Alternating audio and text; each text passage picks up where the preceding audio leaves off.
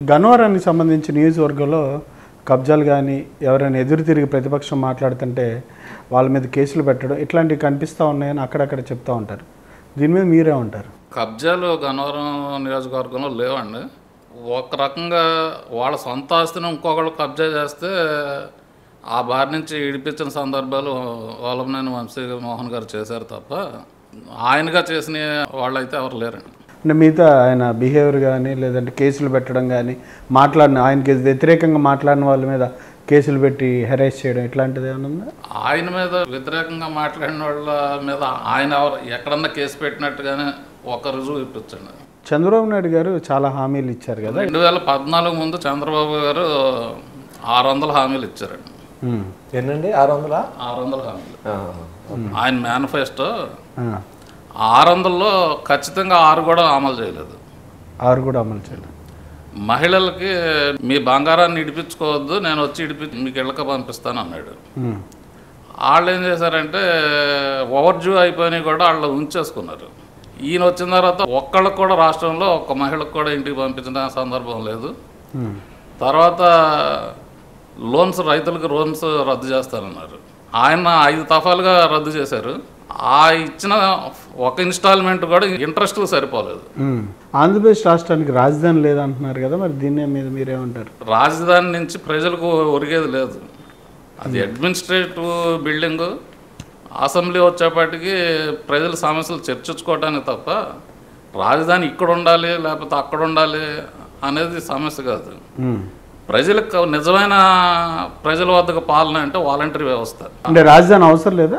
రాజధాని కావాలండి, కానీ పర్టికులర్గా ఇక్కడ ఉండాలనేది అవసరం లేదు. వైద్య వ్యవస్థ గురించి మాట్లాడాలి. వైద్య వ్యవస్థ జగన్మోహన్ రెడ్డి గారు జిల్లాకు ఒక మెడికల్ కాలేజీ అని పెట్టారండి. కొన్ని అందుబాటులోకి వచ్చినాయి, కొన్ని నిర్మాణ దశలో ఉన్నాయి.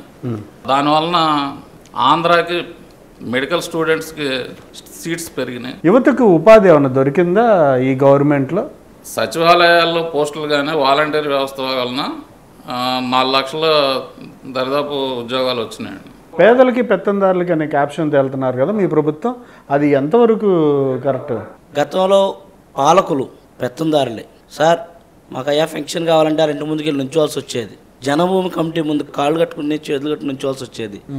రేషన్ కార్డు కావాలంటే ఎంఆర్ ఆఫీస్ ముందు చుట్టూ తిరగాల్సి వచ్చేది. అవన్నీ కూడా పేదవాడింటికి వస్తుంది కదా సార్. పేదవాడికి రాష్ట్రంలో అనేక ఉన్నతమైన పదవులు ఇచ్చారు జగన్మోహన్ రెడ్డి గారు. బడుగు బలైన వర్గానికి అనేక ఉన్నతమైన పదవులు ఇచ్చారు. కానీ అధికారాలు లేవంటున్నారు కదా. ఎందుకు లేవు సార్? అంటే వీళ్ళకి కళ్ళుండి కనపడవు, చెవులుండి వినపడవు. కనపడవు అంటే వీళ్ళు సంపాదించుకున్నందుకు వీళ్ళు డెవలప్మెంట్ కనపడదు. వీళ్ళకి చెవులు కూడా ఉండి కూడా వినపడదు. ఏంటంటే ఎంతసేపు ఎదుటి బురద చల్లాలి. వంశీ గారికి వెంకట్రావు గారికి వ్యత్యాసం కావచ్చు, ఆయన కాదని వాళ్ళిద్దరి గురించి వ్యత్యాసం లేదంటే లీడర్షిప్ క్వాలిటీస్ గురించి ఏం చెప్తారు? ఈ వెంకట్రావు అనే వ్యక్తి వార్డ్ మెంబర్ స్థాయికి కూడా పనిచేయడు సార్. ఎందుకు చెప్తున్నానంటే ఎదుటి వ్యక్తుల్ని ఆప్యాయంగా పలకరిస్తాం కానీ, ఎదుటి వాళ్ళతో మాట్లాడటం కానీ, పేదవాడి సమస్య వినటం కానీ ఈయనకి ఎన్ని చిరాకు వెంకట్రావు. ఇదే వెంకట్రావు గారికి మీ పార్టీ 2019లో టికెట్ ఇచ్చింది. మరి అప్పుడు వార్డు మెంబర్గా పనిచేయని వ్యక్తికి జగన్మోహన్ రెడ్డి గారు ఎమ్మెల్యే టికెట్ ఎలా ఇచ్చారు? జగన్మోహన్ రెడ్డి గారు నమ్మబలికారు ఆ రోజు. సార్ నేను ప్రజాసేవ కోసం అమెరికా నుంచి వచ్చాను, మీరు చెప్పారు, మీరు ఒక అవకాశం కల్పించండి చెప్పి జగన్మోహన్ రెడ్డి గారు నమ్మబలికి సీటు తెచ్చుకుని తర్వాత మళ్ళీ పార్టీ మారారు. మేము 2019 ఎలక్షన్ వెంకట్రావు గారితోనే ఉన్నామండి. 2019 ఎలక్షన్లో ఎలక్షన్ చేసిన తర్వాత మేమందరం ఆయనతోనే ఉన్నాము. వాడిపోయిన తర్వాత మేమందరం వెళ్ళి తీసుకొచ్చాం, పెద్ద ర్యాలీగా తీసుకొచ్చాం, అక్కడ పెట్టాం సార్. ఒక 4 నెలలకు 5 నెలలకు ఈయన ఇక్కడ లేడు సార్. ఆఫీస్ మూసేసి కార్యకర్తలు కూడా ఎవరికి చెప్పకుండా వెళ్ళిపోయాడు. వాళ్ళ మధ్యన ఏం జరిగిందో మనకు తెలియదు. మనకి ఎవరు తెలుసు? వెంకట్రావు గారు ఒక్కరే తెలుసండి. పార్టీ అధికారంలోకి వచ్చింది, వెంకట్రావు గారు లేడు, మన ఇన్ఛార్జ్ లేడు, మన మనిషి లేడు, మన పలకరించే వాళ్ళు ఎవరో లేరు. ఆయన దారిని ఆయన వెళ్ళిపోయాడు సార్. ఆఫీస్ మూసేసాడు. మేము ఎవరి దగ్గరికి వెళ్ళాలంటే మాకు సమాధానం చెప్పిన నాదుడు లేడు. అప్పుడు వెళ్ళిపోయిన వ్యక్తి బ్యారలైట్ వేసి ఎతికినా కనపడలేదు మాకు. మరి పార్టీ మారి వచ్చారు కదా, అప్పుడు మీరేమో వంశీ గారు చేయలేదు, తర్వాత ఈయన మారి వచ్చిందట. వంశీ గారు ఎట్లా రిసీవ్ చేసుకున్నారు?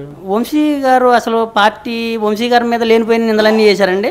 వంశీ గారు మేము చాలా దగ్గరగా చూసాం. అంటే వెంకటరావు గారి కన్నా ముందు వంశీ గారు 20 సంవత్సరాల నుంచి రాజకీయాల్లో ఉన్నా సరే 4 సంవత్సరాల నుంచే ఉన్నాం మేము ఆయన మళ్ళా. వీళ్ళు పుట్టించింది ఏంటంటేనండి పాత వైఎస్ఆర్సీపీ కొత్త వైఎస్ఆర్సీపీ అని చెప్పని పుట్టించారండి. ఏమని వంశీ గారు అప్పుడు వచ్చిన వాళ్ళకి ప్రాధాన్యత ఇస్తున్నాడు, పాత వాళ్ళకి పుట్టలేదని చెప్పని కొంతమంది ఆయన అంటే గిట్టిన వాళ్ళు బురద జల్లారు. నేను చాలా దగ్గరగా చూసాను సార్. ఈ ఊర్లో ఈ రోడ్డుకి శంకుస్థాపన చేస్తే కొబ్బరికాయ కొడితే కూడా పాత వైఎస్ఆర్సీపీ నాయకుడితోనే కొట్టించాడు ఆయన. మీ మండలం ఇప్పుడు మెజారిటీ వస్తుందా బాపులపాడు మండలం? ఇప్పుడు వంశీ గారి మీదో లేకపోతే ఇంకొకరి మీదో కాదు మాకు కావాల్సింది కోపతాపాలు. మాకు కావాల్సింది జగన్మోహన్ రెడ్డి గారు ఫ్యాన్ గుర్తు కావాలి. క్యాండిడేట్ ఎవరైనా సరే పార్టీ కోసం కట్టుబడి పనిచేస్తాం. 100% జగన్మోహన్ రెడ్డి గారు పనిచేస్తాం మేము. Okay okay. ఫ్యాన్ గుర్తు కోసం పనిచేస్తాం. యార్లగడ్డ గారికి వంశీ గారికి ఒక తేడా చెప్పమన్నారు. ఆయన అక్కడ జగన్మోహన్ రెడ్డి గారు ప్రజల గుండెల్లో ఎలా అయితే ఉన్నారో ఖచ్చితంగా చెప్పాలంటే గన్నవరం నియోజకవర్గంలో ఆయన ప్రజల గుండెల్లో ఖచ్చితంగా స్థిరస్థాయిలో నిలిచిపోతారు. ఈసారి కనుక యార్లగడ్డ ఓడిపోవడం అంటూ జరిగి ఈసారి అమెరికాలోనే కనబడతాడు, ఈ దరిదాపుల్లో కనబడరు.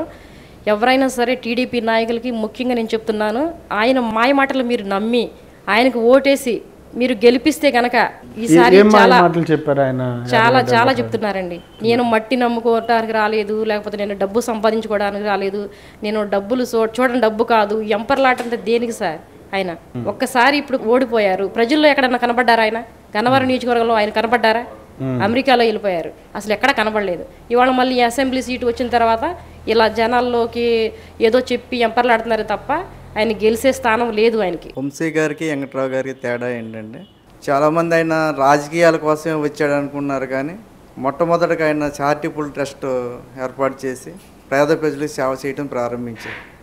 ఆ సేవను చూసి వంశీ గారికి సీట్ ఇవ్వడం జరిగింది. అంతేగాని డైరెక్ట్గా వచ్చి నేను రాజకీయాలు చేస్తాను అన్న వ్యక్తి కాదు ఆయన. వెంకట్రావు గారు అలా కాదు, నాకు సీట్ ఇవ్వండి నేను రాజకీయాలు చేస్తాను, నేను గెలుస్తాను అన్నాడు. గెలవలేదు, ఓడిపోయాడు. సరే సీట్ ఇచ్చాడు, ఓడిపోయిన తర్వాత ప్రజలతో ఈ 5 సంవత్సరాలు ఉన్నాడా అంటే ఎక్కడ కనిపించలేదు. వాస్తవంగా చెప్పాలంటే నేను టీడీపీలో ఇది 7వ ఎలక్షన్, ఇది 6 ఎలక్షన్ నేను టీడీపీతో ఓటు వచ్చిన తర్వాత టీడీపీతో నడిచాను. తెలుగుదేశంలో పనిచేసా. గ్రామ పార్టీ అధ్యక్షుడిగా చేశాను 2 సార్లు. తర్వాత వార్డు మెంబర్గా పోటీ చేసి గెలిచాము. నేను ఈ పార్టీలోకి వచ్చే ముందు కూడా వంశీ గారు మీద ఉన్న అభిమానంతో వచ్చినప్పుడు మరి నియోజకవర్గం బీసీసీఎల్ సోషల్ మీడియా కోఆర్డినేటర్గా ఉన్నా. ఆ పదవి కూడా రాజీనామా చేసి పార్టీ రాజీనామా చేసి వచ్చాను ఆయన వంశీ గారి మీద ఉన్న అభిమానంతో. ఎందుకు వచ్చింది ఆ అభిమానం అంటే, ఈయనకి పేదవాడు కావాలండి. వంశీ గారికి పెత్తందారుడితో పని ఉండదు. పేదవాడిని పక్కన పెట్టుకుంటాడు, వాడి భుజాన్ని చేయేస్తాడు. కానీ వెంకటరావు గారికి అలా కాదండి. పెత్తందారుడు కావాలి, భూస్వాములు కావాలి, జమీందారులు కావాలి, వాళ్ళ భుజాల మీదే చేయేస్తాడు. వంశీ గారు సెకండ్ ఇస్తాడు, భుజం మీద చేయేస్తాడు, అవసరమైతే ఆయన కౌగిలించుకునేటటువంటి మనస్తత్వం ఉన్నది.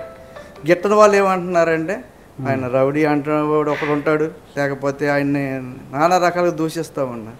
ఆయన ఏమనుకోకుండా ఎందుకంటాడండి? మాజీ ముఖ్యమంత్రి నారా చంద్రబాబు నాయుడు గారు ఎలక్షన్ సమీపించుతుంది కాబట్టి ఆయన ఏదోటి దుష్ప్రచారం చేయాలి ఉన్న ప్రభుత్వం మీద. దాని మీదే ల్యాండ్ టైటిలింగ్ చట్టం వచ్చింది. పొలాలన్నీ అమ్మేసుకుంటారు. పైనుంచి కింద స్థాయి గ్రామ స్థాయి వరకు వెళ్ళిందండి. అది ఆ చట్టం 1959లోనే సెంట్రల్ గవర్నమెంట్ వారు చేశారు, ఆస్ట్రేలియాలో అమలుపరిచారు. తర్వాత మన బీజేపీ ప్రభుత్వం ప్రవేశపెట్టి మీకు అవసరమైతే అమలుపరచుకోండి, అంతేగాని మీ ఇష్టమైతేనే అమలుపరచుకోమని చెప్పారు. అసెంబ్లీలో కూడా ప్రజాబద్ధుల సంస్థ చైర్మన్ పయ్యావుల కేశవ్ గారు, నారా చంద్రబాబు నాయుడు గారు ప్రతిపక్ష అధినేత, ఆయన కూడా ఉన్నారు. అది చట్టం నెంబర్ 1 చట్టం. ఏ పేదవాడు అమ్ముకోవాలన్నా అతని పేరు ఉందో లేదో తెలియట్లేదు. కొనుక్కునేవాడు 10 అడుగుల్లో ఉండాలి, 6 ఉండాలి. అది లేనప్పుడు ఎవరు కొనరు కదా పొలం. అలాంటి దానికోసమని ఏదో ఒకటి టైటిల్ డీలో లేకపోతే పాస్బుక్ ఆధారం చూపించుకోవాలని చెప్పి దాని గురించి ఇది అమలు చేయటం అప్పుల్లో పూర్తి మద్దతు ఇచ్చారు పయ్యావుల కేశవ్ గారు. ఏదో రకంగా గెలవాలనే ఉద్దేశం తప్ప నారా చంద్రబాబు నాయుడు గారు ఇలాంటి విషయాలు బయట పెడుతున్నారు. దాన్ని పూర్తిగా మేము వ్యతిరేకిస్తున్నాం. అలాంటి విషయాలు ఇంకోసారి చెప్తే మట్టికి మేము ఊరుకోము. ఈ వైకాపా పార్టీ తరఫున మేము వ్యతిరేకిస్తున్నాం. బీసీల గురించి అడిగారు మీరు. ఎప్పుడు ఎలక్షన్ వచ్చినా బీసీ డిక్లరేషన్ అంటారు నారా చంద్రబాబు నాయుడు గారు. కులాల ప్రాతిపదికన విభజించి మీటింగులు పెట్టి వాళ్ళకి పార్టీలు పెట్టి రాజకీయంగా లబ్ధి పొందాలని చూస్తారు, కానీ బీసీల మీద అసలు ప్రేమే లేదు. ఎలా ప్రేమ లేదంటారేమో, బీసీలు జడ్జీలకి అర్హులవుతారా, ఎస్సీలో మనం పుట్టాలనుకుంటామని అన్న వ్యక్తి నారా చంద్రబాబు నాయుడు గారు. చంద్రబాబు ఇచ్చిన మేనిఫెస్టో చూసి ఎంప్లాయీస్ ఇప్పుడు కనీసం 5వ తారీఖు 10వ తారీఖు జీతాలు వేస్తున్నారు. ఈ మేనిఫెస్టో అయితే మనకు జీతాలు కూడా రావని చెప్పి పోస్టల్ బ్యాలెట్లన్నీ కూడా ఇప్పుడు మళ్ళీ ప్రభుత్వానికి అనుకూలంగా ఓటేశారు. అంటే ఓవరాల్గా సంక్షేమ పథకాలు అమలు చేయలేడు ఆయన. మీ అభిప్రాయం కూడా అదే ఉండాలి. చంద్రమండలంలో ఇల్లు కట్టుకునే ఆయన మన ఇక్కడ ఎవడో సైట్ కొన్నాడు అన్నాడు, అట్లా ఉంది ఆయన చెప్పేది. ఇది సాధ్యపడినాయి సార్. డబ్బు ఎక్కడి నుంచి వస్తుందండి? డబ్బు ఎక్కడి నుంచి వస్తుంది ఆయన చెప్పిన సంక్షేమ పథకాలకి? బాబు వస్తే జాబు, బాబు వస్తే జాబు, జాబే బాబు అన్నారు. జాబ్ అయితే ఆంధ్ర రాష్ట్ర యువతకైతే రాలేదు, కానీ ఒకరికైతే వచ్చింది సార్. ఖచ్చితంగా ఒక వ్యక్తి అయితే ఖచ్చితంగా వచ్చింది. ఎమ్మెల్సీ పదవి, మంత్రి పదవి, రాష్ట్ర తెలుగుదేశం పార్టీ కార్యకర్తల సంక్షేమ పదవి, 3 ఉద్యోగాలు మాత్రం నారా లోకేష్కి వచ్చింది. నారా లోకేష్ గారు తప్ప ఇంకా యువత ఎక్కడ కనపడలేదు చంద్రబాబు నాయుడు గారికి. మరి తెలుగుదేశం పార్టీ లీడర్లకు కూడా ఎక్కడ కనపడలేదా? నిరుద్యోగ వృత్తి కూడా లాస్ట్ 6 నెలల్లో లానేస్తామన్నారు. లాస్ట్ 6 నెలల్లో మరి ఈ 3 ఏళ్ళు 4 ఏళ్ళు మరి రాజకీయ నిరుద్యోగులు ఏం తినాలి సార్? నేను డైరెక్ట్గా చంద్రబాబుని అడుగుతున్నానండి. ఆయన పరిపాలన చేసినప్పుడు ఏది చేస్తానని ఏది చేశారో అడుగుతున్నా. ఏమీ చేయలే. ఇవన్నీ అబద్ధాలు కాకపోతే నేను అన్నీ చేస్తానని చెప్తున్నాను. అసలు ఈ చేసిన సంక్షేమ పథకాలన్నీ పెట్టేసి రాష్ట్రాన్ని నాశనం చేసి జగన్మోహన్ రెడ్డి అని ఇవాళ అంతకన్నా ఎక్కువ ఇస్తానని చెప్పి ఏ రకంగా చెప్పగలుగుతున్నావు? ఏ రకంగా డెవలప్ చేద్దామని చూస్తున్నావు? చంద్రబాబు నాయుడు ఆస్తులను అమ్మేసేస్తాడా? చంద్రబాబు ఉన్నది మొత్తం ఆస్తి అంతా అమ్మేసేసి ఇంకా ఉండవాళ్ళు ఎన్ని ఆస్తులు అమ్మేసి ఈ సంక్షేమ పథకాలు ఇవన్నీ అమలు చేస్తారా? ప్రతి ఒక్కరు మాట్లాడుతున్నారు. ఎన్ఆర్ఐ డబ్బులు ఖర్చు పెడతాడు, ఏదేదో చేస్తాడు అని చెప్తున్నారు. ఇక్కడ కావాల్సింది డబ్బులు కాదండి. పేదవారి దగ్గరికి వెళ్ళి ఏం చేయగలుగుతున్నాడు అనేది ప్రతి ఒక్కరూ చూస్తూ ఉన్నారు. వంశీ గారికి అతనికి తేడా చూసేది ఏంటంటే, వంశీ గారు పేదవాడి దగ్గరికి వెళ్తున్నాడు. ఈయన ఏం చేస్తున్నాడంటే ఏసీ రూమ్లో కూర్చుంటున్నాడు. ఏసీ రూమ్లో కూర్చుని కులాల వారీగా విభజిస్తున్నాడు. మరి నేర్చుకున్నాడు. వెళ్ళింది కొద్ది కాలం అయింది, కానీ నాయకుడి దగ్గరికి వెళ్ళి తొందరగానే నేర్చుకున్నాడు కులాల వారీగా విభజించడం. తర్వాత ఒక్కొక్క కులాన్ని ఒక్కో రోజున ఏసీ రూముల్లో మీటింగ్ పెట్టడం, ఇది చేస్తున్నాడు. కానీ జలం మధ్యలో ప్రచారానికి వెళ్ళలేకపోతున్నాడు. 2 ఊర్లు వెళ్ళేపాటికి సాలొచ్చి ఆ ఎండ దెబ్బకి ఇంటికి వెళ్ళిపోతున్నాడు. ఈ వంశీ గారు అలా కాదండి. ఒక్క రోజున 10 ఊర్లు తిరిగాడు 4వ తారీఖున. అందరికీ తెలుసు అది. జనాల్లో పేద ప్రజల దగ్గరికి వెళ్ళాడు. ఎంత ఆదరణ పొందారో మేము అందరం చూసాము, ప్రజలు చూస్తూ ఉన్నారు. ఓకే సార్, థ్యాంక్ యూ అండి.